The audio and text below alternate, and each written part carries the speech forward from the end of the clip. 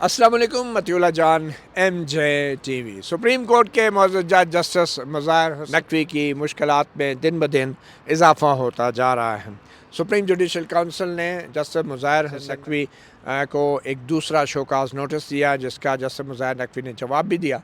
और मगर उसके साथ ही जस्टिस मुज़ाहिर नकवी ने एक आइनी दरख्वास्त आर्टिकल 184(3) के तहत सुप्रीम कोर्ट में दायर की और सुप्रीम कोर्ट से ये कहा कि जुडिशल काउंसिल की जो कार्रवाई है वो तासुब पर मबनी है, गैर आइनी है, इसलिए उस कार्रवाई को रोका जाए। ये आइनी दरख्वास्त जो है अभी तक मुकर्रर नहीं हुई समाअत के लिए और इसका फ़ैसला यकीनी तौर पे प्रैक्टिस एंड प्रोसीजर एक्ट जो पार्लियामेंट का था उसके तहत एक 3 रुकनी कमेटी ने करना है और बज़ाहिर वो कमेटी ने इसका फ़ैसला नहीं किया। लेकिन प्रैक्टिस एंड प्रोसीजर एक्ट, जिसको सुप्रीम कोर्ट ने एक मुख्तसर हुक्म के ज़रिए जायज़ करार दिया था, उसका तफसीली वजूहात सामने नहीं आई।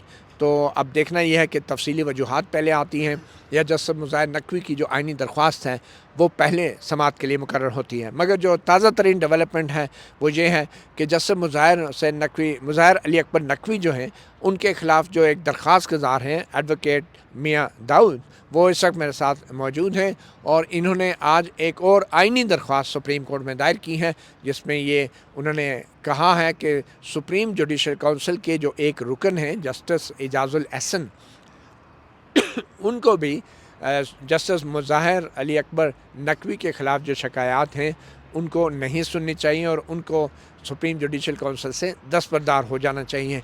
उसकी बुनियादी वजह यह है कि जस्टिस मुज़ाहिर अली अकबर नकवी पर भी जो एक इल्ज़ाम है वो ये है कि उन्होंने जस्टिस एजाजुल एहसन के साथ 2 रुकनी बेंच में बैठकर एक ऐसे केस की समाअत की जो केस एक ऑडियो लीक का मौजूद बहस था, यानी कि एक ऑडियो टेप लीक हुई थी जिसमें एक एडवोकेट जो हैं वो चौधरी परवेज़ अलाई से ये फरमा रहे थे कि उनका एक केस है जो जस्टिस मुज़ाहिर नकवी के सामने लगना है और चौधरी परवेज़ अलाई कह रहे थे ऑडियो लीक्स में कि ये केस मुज़ाहिर नकवी के सामने ही लगना चाहिए और वो केस था CCPO लाहौर गुलाम महमूद डोगर का और वो फिर लगा और वो केस जो लगा वो जस्टिस मुज़ाहिर हुसैन नकवी के अलावा जस्टिस एजाजुल एहसन दोनों जजों के सामने वो केस लगा। तो इसलिए अब एडवोकेट मियाँ दाऊद क्या ये आइनी दरख्वास्त है कि जस्टिस एजाजुल एहसन को सुप्रीम जुडिशल काउंसिल की उस मीटिंग से अलग होना चाहिए या दस्तबरदार हो जाना चाहिए जिसमें जस्टिस मुज़ाहिर नकवी के ख़िलाफ़ शिकायत सुनी जा रही है। एडवोकेट मियाँ दाऊद साहब के से बात करते हैं और इनसे पूछते हैं कि आखिर ये मामला है क्या। एडवोकेट मियाँ दाऊद साहब, हम सब जानते हैं कि ये केस जो है जस्टिस मुज़ाहिर नकवी के सामने लगा और ये वही केस है जिसमें जो एक टेलीफोन गुफ्तगू लीक हुई थी ऑडियो टेप, उसमें परवेज़ अलाई कह रहे थे अपने वकील को, एडवोकेट आबिद ज़ुबैरी या जोया आबिद ज़ुबैरी साहब जो हैं वो परवेज़ अलाई साहब को बता रहे हैं कि जो आपका वो फलां काम है वो हो गया है और सर एक और भी बात आपको बतानी थी कि जो गुलाम महमूद डोगर है उसका मुकदमा भी जो है वो जस्टिस मुज़ाहिर नकवी साहब के पास बेंच में लगा हुआ है। तो परवेज़ अलाई साहब कहते हैं कौन गुलाम महमूद डोगर, फिर वो बताते हैं कि वो साबिक़ CCPO लाहौर गुलाम महमूद डोगर। तो परवेज़ अलाई साहब कहते हैं अच्छा कोई गल नहीं, फिर मैं देख लाँगा। सो वो कन्वर्सेशन जो है और उसके बाद वो मुकदमा जस्टिस मुज़ाहिर नकवी साहब वाले बेंच में लगना जिसमें जस्टिस एजाजुल एहसन साहब भी जो हैं वो बेंच के रुकन थे, इस बात को तासुर देता है। अब सुप्रीम जुडिशल काउंसिल ने उस ऑडियो लीक्स के ऊपर भी जस्टिस नकवी साहब से सवाल पूछ लिया है, जवाब तलब कर लिया हुआ है। तो हम ये समझते हैं कि जस्टिस एजाजुल एहसन साहब जो हैं प्रोप्राइटरी डिमांड ये है, कॉन्फ्लिक्ट ऑफ इंटरेस्ट से बचने का तकाजा ये है, शफाफियत का तकाजा ये है कि जस्टिस एजाजुल एहसन साहब जो हैं वो अब जो हैं वो काउंसिल की कार्रवाई से अलग हो जाएं। ये हमारा बुनियादी ग्राउंड है और हम ये कहते हैं कि ये आर्टिकल 10A की हमारी वायलेशन है और उसकी ग्राउंड हमारी ये है कि जब हमने जस्टिस मुज़ाहिर नकवी साहब का जवाब पढ़ा उनकी आइनी दरख्वास्त के अंदर, तो उसके बाद हमें पता चला कि CP के अंदर जज साहब ने कहा कि बाकी जजेस भी शामिल थे।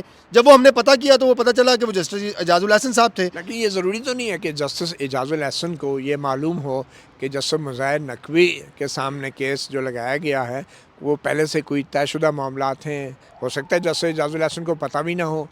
ये मुमकिन है ऐसा हो, इसमें कोई दूसरी राय नहीं है। लेकिन हमें थोड़ा सा तासुर जो है वो शक की तरफ इस वजह से गया कि जब सुप्रीम जुडिशल काउंसिल में ने पहला शो काज नोटिस जारी किया तो तब भी जस्टिस इजाजुल हसन साहब ने इख्तलाफ किया। जब सुप्रीम जुडिशल काउंसिल ने दूसरा revise show cause notice justice Naqvi को जारी किया तो तब भी जस्टिस इजाजुल हसन साहब ने इस बात इख्तलाफ किया। उसके बाद जब जस्टिस मुज़ाहिर नकवी ने अपनी आइनी दरख्वास्त में इल्ज़ाम में निशानदेही की कि बाकी जजेस भी शामिल थे, जब वो हमने पड़ताल की तो पता चला कि वो दूसरे जिन जजेस की बात कर रहे हैं वो जस्टिस इजाजुल हसन थे।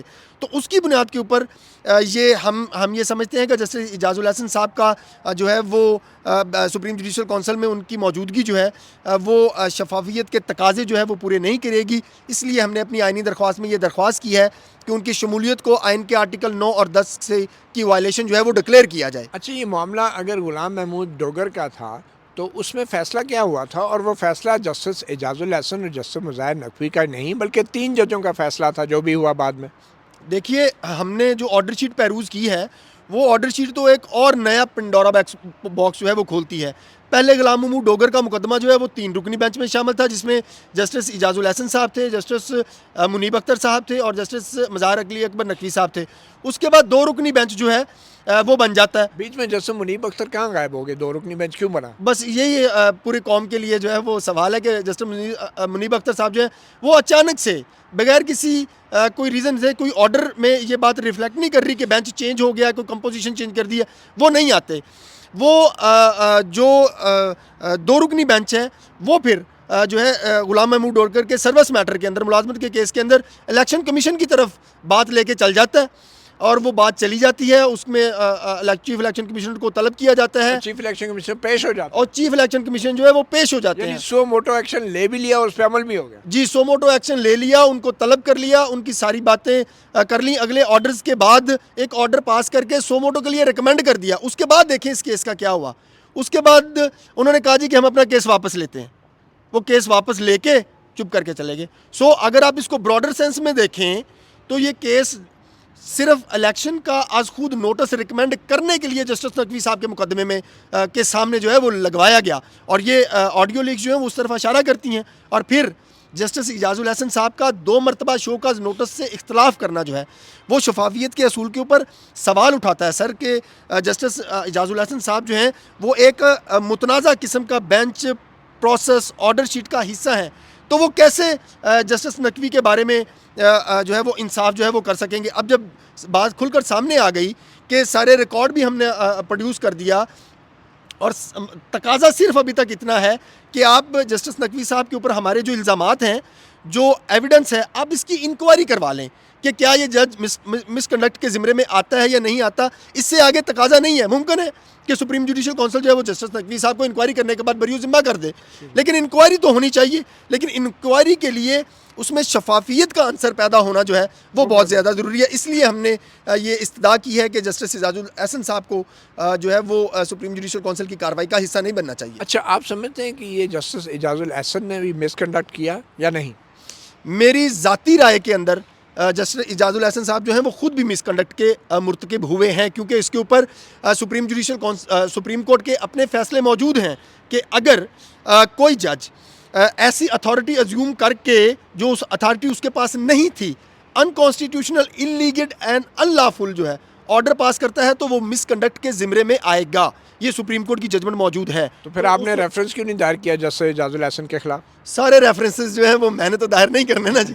अभी तो एक चीज़ को आप देखें, जस्टिस मुज़ाहिर नकवी साहब के केस के लिए बहुत ज़्यादा टाइम खर्च करना पड़ता है, पढ़ना पड़ रहा है, वसाइल जो हैं वो अपनी पॉकेट से जो है वो खर्च करने पड़ रहे हैं। लेकिन अगर सवाल ये है कि अगर मैंने नहीं भी किया या किसी ने भी शिकायत नहीं की या किसी ने भी रेफरेंस दायर नहीं किया, सुप्रीम जुडिशल काउंसिल के पास ये इख्तियार है कि रूल्स के अंदर लिखा है, इनके आर्टिकल 209 में लिखा है कि उसके बाद अगर अपने से ये मालूमात आई हैं तो वो खुद भी प्रोसीड कर सकती हैं, वो कर लें। ठीक है, बहुत शुक्रिया एडवोकेट मियां दाऊद। आपने सुना जस्टिस मुज़ाहिर नकवी के हवाले से एक आइनी दरख्वास्त आई है। अब देखना ये है कि क्या एडवोकेट मियां दाऊद की ये नई आइनी दरख्वास्त पहले लगेगी या जस्टिस मुज़ाहिर अली अकबर नकवी की आइनी दरख्वास्त पहले लगी, या फिर दोनों इकट्ठी लग सकती हैं, या फिर एक और आइनी दरख्वास्त का भी फ़ैसला अभी होना है, वो है इस्लामाबाद हाई कोर्ट के जस्टिस शौकत अली सिद्दीकी की, वो भी नहीं लगी।